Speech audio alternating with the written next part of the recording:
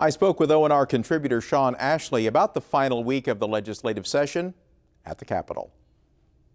Sean, why did the tax cut deal fall apart? Well, I think you had a difference of opinion between the Senate Republicans and the House Republicans over the impact of the deal. Some numbers came out late last week that seemed to indicate that the tax cut would actually mean a tax increase for certain taxpayers and maybe not as big of a tax cut for others. After several days, the House finally balked. They said we're not going to go along with that, and one of their key points was they would not approve a tax cut plan that actually increased taxes for some Oklahoma taxpayers. So the voting on that turned on that even after the announcement had been made just a few days earlier that there was indeed a deal. You know, the funny thing is we never even got to a vote.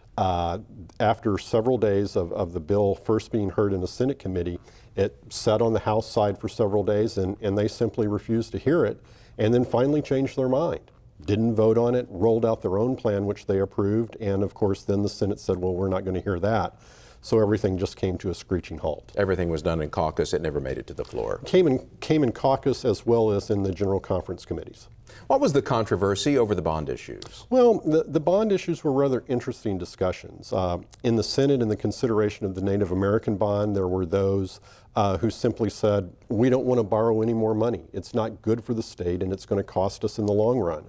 There were also a group of senators who said there were changes that needed to be made to the governance structure, and while promises had been made to do that, those bills had not made it all the way through the legislature yet, and in fact last night one of those bills failed, so those changes would not have taken place. Over in the House, in looking at the bond to improve, make repairs to the state capitol, again it was much the same. There was concern over borrowing $200 million and the cost that it would imply for the state down the road, and the suggestion that maybe we could do it another way. Maybe we could get the cash in hand and then make the repairs. What about the budget? Most state agencies received flat funding. Yes, most state agencies receive flat funding. Now, when you say that, you have to consider that there was approximately $92 million that was provided in supplemental funding for the current fiscal year earlier this year. So for the Department of Education, for example, that means they receive a little more money in this budget than they originally received last year, but not more than they received for the total fiscal year. So when you look at the $200 million increase in this budget, about half of it was to cover those supplementals. The other half is targeted in areas that they described as core services where they felt additional funds were needed.